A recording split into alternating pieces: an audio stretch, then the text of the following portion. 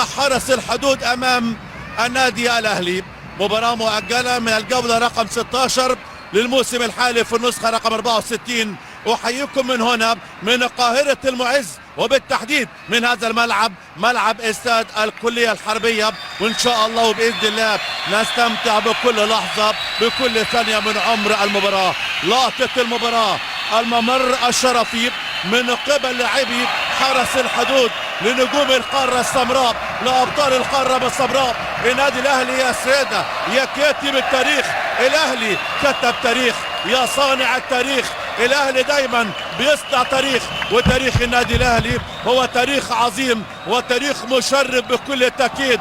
ارفع راسك بتواجد فريق كبير بقيمة الشياطين الحمر، النادي الأهلي اللي دايما رافع راسنا ومشرفنا، ودايما النادي الأهلي صاحب بطولات وإنجازات وأرقام قياسية غير عادية بكل تأكيد.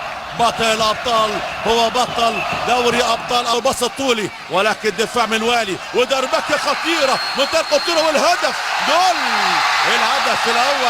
الهدف الاول بدري النادي الاهلي يقول كلمته ويضرب ضربته ويلدغ نادلته، والاهلي يتقدم بهدف اول مبكر في الدقيقه الرابعه. هدف باقدام نيران صديقه بقدم اللاعب الليبي محمود بن والي في دربكه دفاعيه وخطا دفاعي بين اللاعب بن والي والحارس محمد فوزي. هذا على طول بن والي، وهذا الطلوع الخاطئ من محمد فوزي، وعلى طول النادي الاهلي باقدام الكره الطوليه. تعدي خطيره، اللمسه والتصويب والصده، يتالق في هذه المره محمد فوزي ويمنع الهدف الثاني لصالح النادي الاهلي. بالصبانيه والتحرك روعه بقدم محمد شريف. هذه العاده مره ثانيه، بص الباصه، بص الهديه الحلوه بقدم عمرو سكو، لكن لسه في خطوره محاوله، ولكن في تسلل رايب وصفاره وتسلل حاليا لصالح النادي الاهلي. الاهلي في الدوري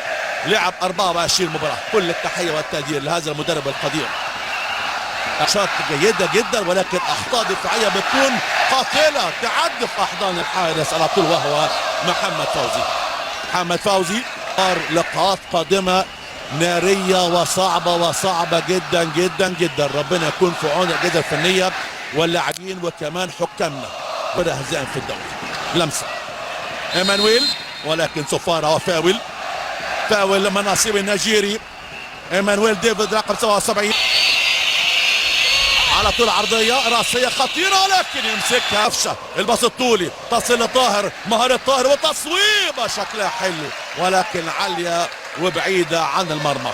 محاولات ومهارات طولي حلو، الباص والاستلام والتصويب، ولكن الدفاع بلمسه من اسلام عبد الله وتعدي وطلعت بره، ولكن باصه جميله جدا، باصه روعه بقدم محمد مجدي قفشه. ضربه عرضيه تصويب والصده، لسه في خطوره الخط بناء على اشاره من المساعد الثاني وهو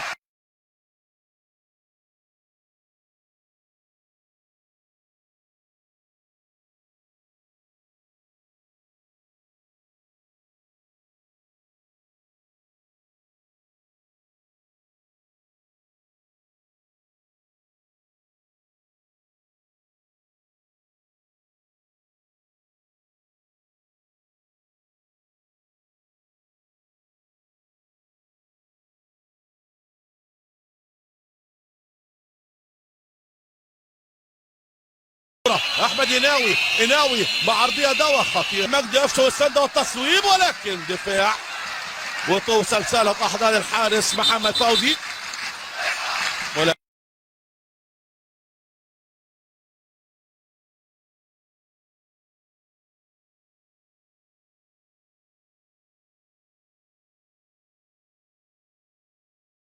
من ربيعه تصويبه خطيره تعدي، قاضي عاوز عدى وفات بمهاره كبيره بعرض ايمانويل. الكره الطوليه قويه على زيكو، ترجع في احضان هي راسيه متابعه، تصويبه قويه محمد شريف، ولكن تعدي شريف والهدف الثاني. جول الهدف الثاني بقدم محمد شريف. حتى الهدف وعلى طول حكم اللقاء يلغي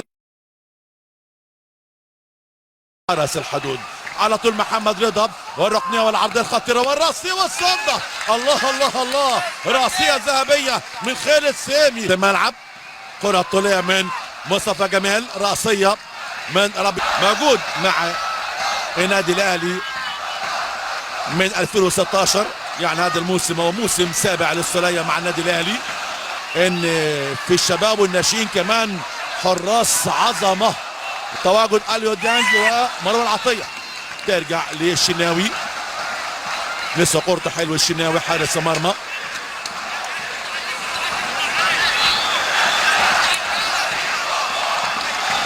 لسه محاوله، الكره الطوليه تحرك حلو ولمسه تصويبه حلوه الهدف. الله الله الله الله عليك يا ولد، الله تصويبه غير عاديه، تربجيه.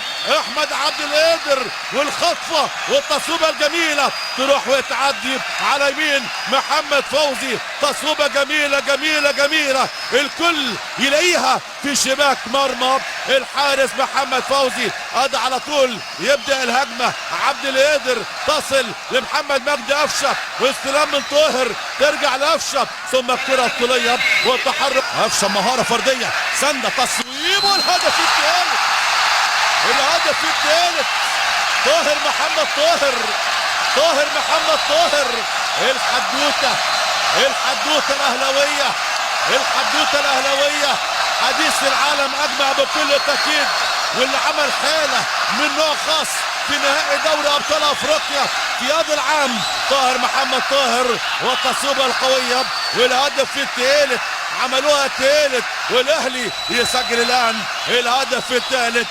إن الله وملائكته يصلون على النبي يا أيها الذين